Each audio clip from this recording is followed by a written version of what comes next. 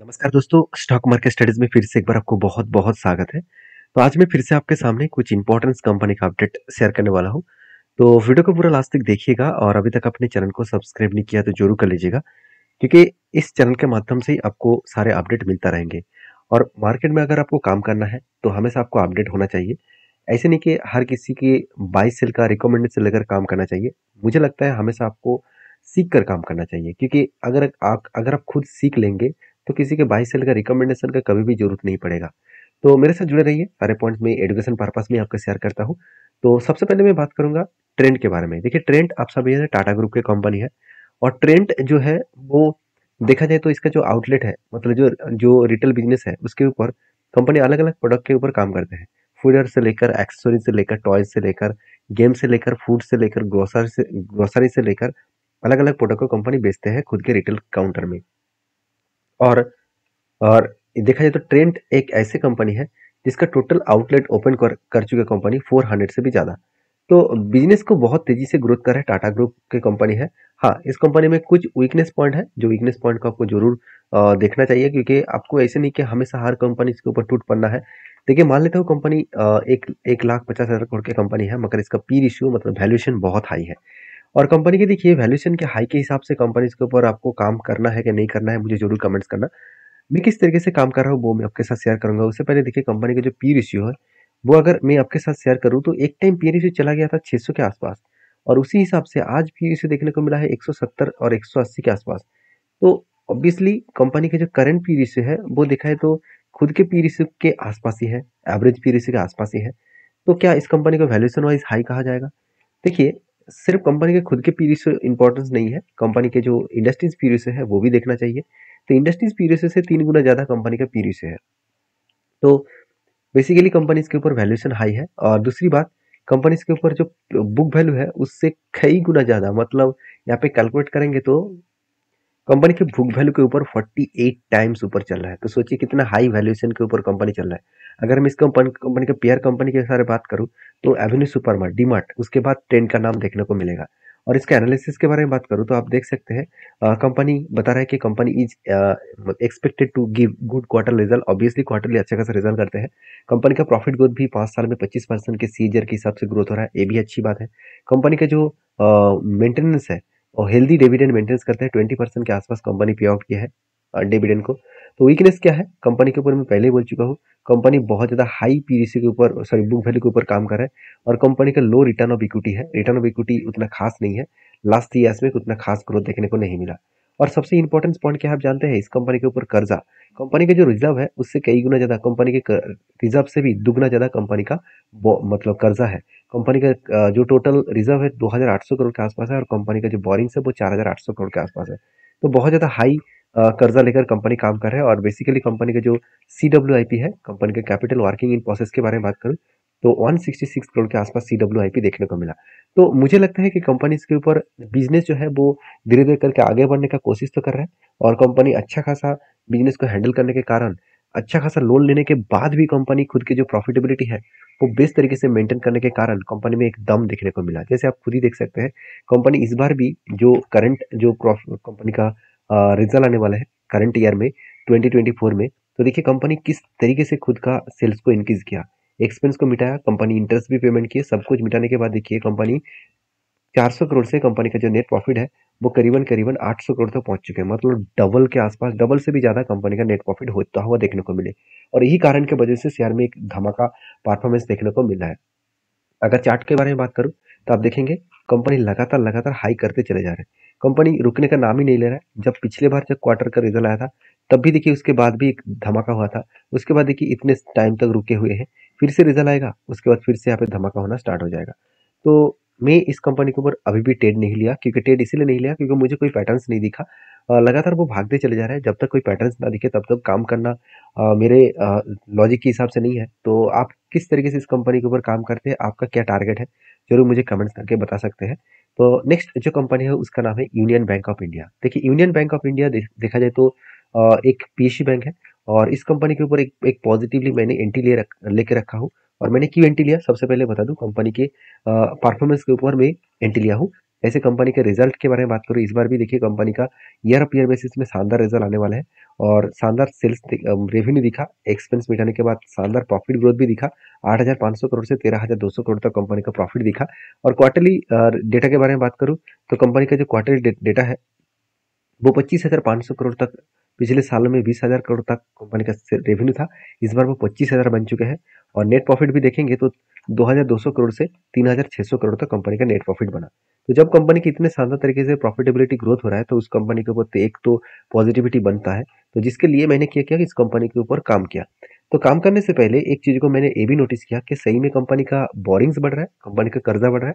देखिए 2014 मतलब 10 साल पीछे चले जाएंगे तो कंपनी का जो कर्जा था करीबन 3,26,000 करोड़ के आसपास कर्जा था, वो आज बढ़ के हो चुके करीबन 11 लाख, मतलब करीबन 60,000 करोड़ के आसपास। तो सोचिए कहाँ से कहाँ तक कंपनी जर्नी कर चुके हैं। और उसी तरीके से देखिए 18,000 करोड़ का रिजर्व था, 10 साल में 70,000 करोड़ के आसपास, 70,000 करोड़ के आसपास कंपनी का टोटल क्या रिजर्व बढ़ता हुआ देखने को मिले। तो सोचिए कंपनी किस तरीके से खुद को रिप्रेजेंट कर रहा है, क्योंकि गवर्नमेंट कंपनी लगातार खुद को आगे बढ़ने का कोशिश कर रहा है। अभी देखिए इस कंपनी के जो प्रोमोटर है वो प्रेसिडेंट ऑफ इंडिया है, और बेसिकली कंपनी के जो प्रेसिडेंट है वो कौन है, 74% के आसपास होल्डिंग प्रोमोटर ही लेके रखा है। और पहले देखिए 83% कंपनी के पास होल्डिंग था, और मैंने को पहले ही बोल चुका हूँ जब 75% के ऊपर होल्डिंग किसी भी कंपनी के ऊपर दिखेगा तो सोचना आज नहीं तो कल उसको ओएफएस के माध्यम से माल को बेचना पड़ेगा। तो फाइनली यहाँ पे ओएफएस के माध्यम से माल बेचना पड़ा, और सितंबर 23 में इस क्वार्टर में ओएफएस के माध्यम से माल बेचा और यहाँ पे प्राइस को एडजस्टमेंट भी हो गया। तो बेसिकली कंपनी के ऊपर हर किसी इन्वेस्टर के ऊपर निवेश है। तो यूनियन बैंक के ऊपर जो रिजल्ट के अपडेट है वो यहाँ पे ये बताया जा रहा है कि Union Bank of India chief digital officer to step down in April, मतलब इसका जो चीफ डिजिटल ऑफिसर था तो उन्होंने क्या किया, रिजाइन किया। रिजाइन मतलब उनका एज हो गए थे तो अभी रिटायरमेंट है, तो रिजाइन नहीं किया। तो उनका मतलब रिजाइन करने के बाद, रिटायरमेंट करने के बाद कंपनीज के ऊपर एक तो प्रेशराइज बनेगा, क्योंकि कोई भी मैनेजमेंट अगर अच्छी तरीके से कंपनी को रिप्रेजेंट कर रहे थे तो उसका अगर काम खत्म हो गया और उस वो अगर रिजाइन दे दे तो कंपनी के ऊपर एक प्रेशराइज तो बनता हुआ देखने को मिलेगा। शायद इसीलिए कंपनी के ऊपर थोड़ा सा वोलेटिलिटी है, क्योंकि जब भी इस तरीके से काफी हैंडल पैटर्न का क्रिएट हुआ, और एक एक आज का काफी हैंडल पैटर्न नहीं है, बहुत लंबा जर्नी है। और लंबा जर्नी मतलब बहुत पहले से ये कब बना और उसके बाद हैंडल पैटर्न क्रिएट हुआ, और फाइनली यहाँ पे क्या हुआ, ब्रेकआउट हुआ। ब्रेकआउट होने के बाद कंपनी देखिए ब्रेकआउट कंफर्मेशन भी अभी तक नहीं किया, तो कंफर्मेशन जब करेगा तो मैं इस कंपनी के ऊपर जरूर कुछ क्वांटिटी के साथ ऑब्वियसली काम करूंगा। तो मैं इंतजार कर रहा हूँ, जब मौका मिले तो मौके का फायदा मैं जरूर उठाऊंगा और आपके साथ भी शेयर करूंगा। तो नेक्स्ट जो कंपनी है उसके बारे में चर्चा करें, उसका नाम है बैंक ऑफ महाराष्ट्र। तो फाइनली बैंक ऑफ महाराष्ट्र के ऊपर मेरा जो ट्रेड है वो सबसे पहले मैं आपके साथ शेयर करूंगा, क्योंकि बैंक ऑफ महाराष्ट्र के ऊपर शानदार तरीके से एक रिकवरी हुआ है। देखिए कंपनीज के ऊपर सेम टू सेम जिस तरीके से मैंने यूनियन बैंक के ऊपर दिखाया उसी तरीके से यहाँ पे भी एक पैटर्न दिखा। तो यहाँ पे पैटर्न जो है वो एक्चुअली देखा जाए तो कंपनीज के ऊपर कुछ काफी हैंडल पैटर्न बना। तो पहले एक कप बना, उसके बाद एक बिग हेड बना, और काफी हैंडल पैटर्न बनने के बाद फाइनली क्या हुआ, एक ब्रेकआउट हुआ। ब्रेकआउट होने के बाद देखिए कंपनी इसी रेंज के ऊपर कंपनी रिटेस्ट करके आगे बढ़ने का कोशिश करे। अगर यहाँ से कंपनी आगे बढ़े तो इसके लिए क्या करना पड़ेगा, कंपनी के 70 रुपीज के आसपास एक रेंज है, मैं इस रेंज को अगर एक बार आपको मार्किंग करके देता हूँ, इस रेंज को कंपनी को ब्रेक करना पड़ेगा, क्योंकि स्ट्रांगली इसका रेजिस्टेंस है, क्योंकि इसी लेवल से कंपनी के ऊपर एक फॉल हुआ था, मतलब ये स्ट्रांगली रेजिस्टेंस होगा। तो इसी रेजिस्टेंस को कंपनी को ब्रेक करना पड़ेगा। अगर ब्रेक करके रिटेस्ट करे उसके बाद ऊपर गया तो सोचना वो टारगेट देकर ही दम लेंगे। तो टारगेट अगर होगा तो कहाँ तक होगा, देखिए इसका लाइफ टाइम जो हाई है उसी लेवल तक इसका टारगेट बनेगा, और 95 रुपीज तक मैं टारगेट लेने के लिए तैयार हूँ।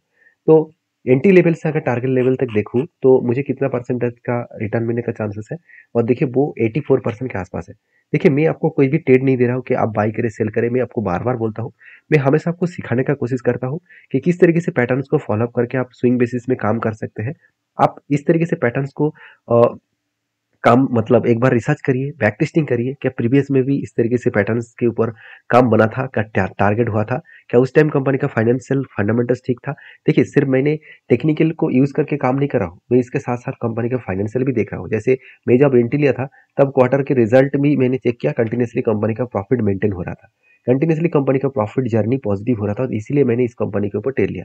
और मजेदार बात यही है कि कंपनी के ऊपर एक टाइम जो एनपीए था वो 2.5% के आसपास चला गया था, और आज एनपीए 0.23% के आसपास है, 0.22% के आसपास है, मतलब बेस्ट तरीके से एनपीए को कंपनी कम किए और एनपीए जितना कम होगा उतना ही कंपनी का ग्रोथ होने का चांसेस बढ़ जाएगा। क्यों? क्योंकि देखिए आपने अगर 100 रुपीज़ किसी को मतलब लोन के हिसाब से दिए, तो आप उसको कहें कि मुझे जब वापस करेंगे 110 रुपया वापस करना पड़ेगा। 100 रुपया आपने तो लोन दिया, तो इंटरेस्ट के साथ आप कितना माँग रहे हैं कि 110 रुपया मुझे चाहिए। देखिए आपको 110 तो उल्टा मतलब कंपनी के आपने जो लोन दिया, वो लोन 110 रुपीज़ में आपको वापस तो करना था, मगर हुआ कुछ ऐसा वो व्यक्ति आपको ये बता रहा है कि मैं 50 रुपीज़ आपको वापस दे सकता हूँ और मेरा जो बिज़नेस था वो खत्म हो गया और मैं बाकी पैसा आपको नहीं दे पाऊँगा। तो मतलब नुकसान किसका होगा? आपका ही होगा। तो ये जो आपको 50 रुपया नहीं मिला, तो वो ही बन जाएगा आपके लिए एनपीए। तो एनपीए जितना कम होगा उतना ही उस बैंक के लिए फ़ायदा होगा। तो सारी चीज़ों को समझिए इस तरीके से और उसके बाद काम करिए। देखिए बहुत सारे लोगों को मुझे नहीं लगता कि वो मार्केट में काम करने के लिए आए हैं। बहुत सारे लोग सिर्फ़ यही कहते हैं कि मैंने कुछ कंपनीज़ के ऊपर निवेश करके फँस गया। मैं बहुत सारे कंपनीज़ के ऊपर ऑब्वियसली वो खुद के रिसर्च के हिसाब से ही काम किया। मेरे कहने पे किसी के काम में हर बार बोलता हूँ। मेरे खुद के रिस्क में लेकर चलता हूँ। मेरा अगर लॉस होगा तो मैं खुद झेल लेता हूँ। मेरा खुद लॉसेस में लेता हूँ। तो आप भी किसी कंपनी के ऊपर काम करना चाहते हैं तो आपके हिसाब से काम करिए। तो मार्केट में जो लोग ये सोच के आ रहे हैं कि आज बाय करूँ तो कल वो रॉकेट बनेगा, ऐसे लोगों को मैं यही कहूँगा कि मार्केट से दूरी रहिए। आप एफडी करिए और म्यूचुअल फंड करिए। तो म्यूचुअल फंड में भी आपको हमेशा इस तरीके से फिक्सेबल देखने को मिलेगा। तो एफडी कर लीजिए, वहाँ पे आपको देखने का मौका नहीं मिलेगा। आपको 8-10 साल के बाद आपका फंड डबल हो जाएगा। तो लास्ट जो कंपनी इस सेक्टर में उसका नाम है कनारा बैंक। देखिए कनारा बैंक के ऊपर डिटेल्स वीडियो मैं आपके साथ शेयर करूंगा, अगर आप मुझे कमेंट्स करके बताएंगे तो। इसके ऊपर सिर्फ अभी एक अपडेट है जो मैं आपके साथ शेयर करूंगा, वो है स्प्लिट का। कंपनी जल्द से जल्द 15 तारीख को आपको इसका 10 का फेस वैल्यू 2 रुपया करने वाला है।